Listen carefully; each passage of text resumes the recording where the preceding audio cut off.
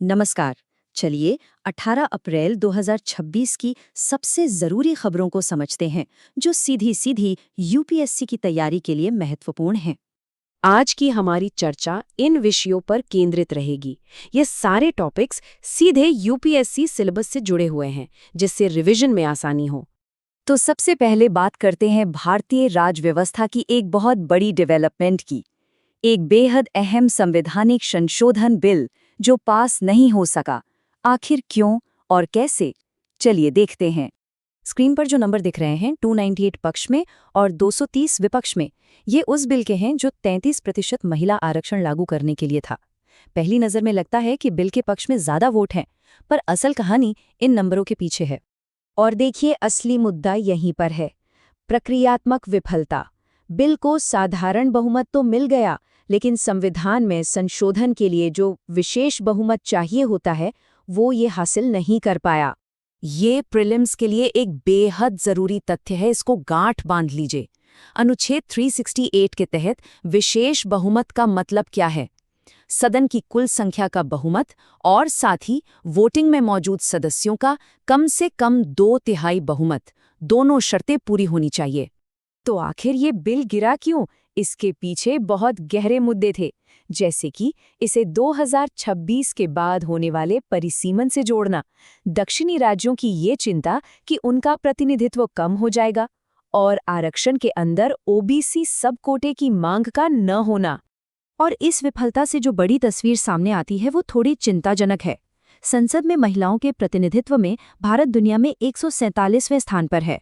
हम न सिर्फ वैश्विक औसत से काफी नीचे हैं, बल्कि रवांडा जैसे देशों से तो बहुत ही ज्यादा पीछे हैं।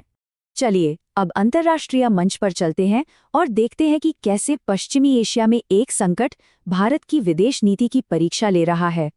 ईरान और हॉर्मुज़ को लेकर जो संकट बढ़ रहा है, उसने पूरी दुनिया का ध्यान एक ऐसे संकरे समुद्री रास्ते पर खींच लिया है जो वैश्विक ऊर्जा सुरक्षा की जीवन रेखा है। अच्छा, प्रीलिम्स के लिए यहाँ भूगोल बहुत महत्वपूर्ण है। याद रखना है कि ये ईरान और ओमान के बीच है, ना कि यूएई या सऊदी अरेबिया। और ये इतना ज़रूरी है कि दुनिया का लगभग 20% यानी 5वां हिस्सा तेल और एलएनजी यहीं से गुजरता है। इस पूरे तनाव के बीच भारत एक बहुत ही सधा हुआ कूटनीतिक संतुलन बनाने की कोशिश कर रहा है। हाल ही में भारत और यूक्रेन के राष्ट्रीय सुरक्षा सलाहकारों के बीच जो बैठक हुई, वो इसी संतुलन का एक बड़ा उदाहरण है। ये जो पूरी स्थिति है, ये भारत की विदेश नीति के सबसे बुनियादी सिद्धांत यानी सामरिक स्वायत्ता का एक क्लासिक केस स्टडी है। मतलब अपने फैसले अपने राष्ट्रीय हितों के आधार पर लेना, किसी के दबाव में नहीं। तो अब इन भू राजनीतिक बदलावों का सीधा असर भारतीय अर्थव्यवस्था पर कैसे पड़ रहा है, आइए उसे समझते हैं। आईएमएफ के जो ताज़ा आंकड़े आए हैं, उनके हिसाब से भारत नॉमिनल जीडीपी के मामले में दुनिया में 6ठे स्थान पर आ गया है। लेकिन यहाँ जो गौर करने वाली बात है वो है पीपीपी यानी परचेजिंग पावर पैरिटी की रैंकिंग, जिसमें हम तीसरे स्थान पर कायम हैं। और ये मेंस के लिए एक बहुत अच्छा पॉइंट है। रैंकिंग में जो ये गिरावट दिख रही है वो अर्थव्यवस्था की नाकामी नहीं, बल्कि करेंसी का खेल है। असल में मजबूत डॉलर के सामने भारतीय रुपया थोड़ा कमजोर हुआ है, जबकि हमारी विकास दर G20 देशों में अब भी सबसे ज्यादा है। और डी डॉलरीकरण यानी डॉलर पर निर्भरता कम करने की दिशा में एक बहुत बड़ा कदम उठाया गया है। भारतीय रिफाइनरियां अब ईरानी तेल खरीदने के लिए अमेरिकी डॉलर की जगह चीनी युआन में पेमेंट कर रही हैं। इससे अमेरिकी वित्तीय सिस्टम को बाईपास किया जा रहा है। चलिए अब शासन से जुड़े कुछ अहम मुद्दों पर नजर डालते हैं।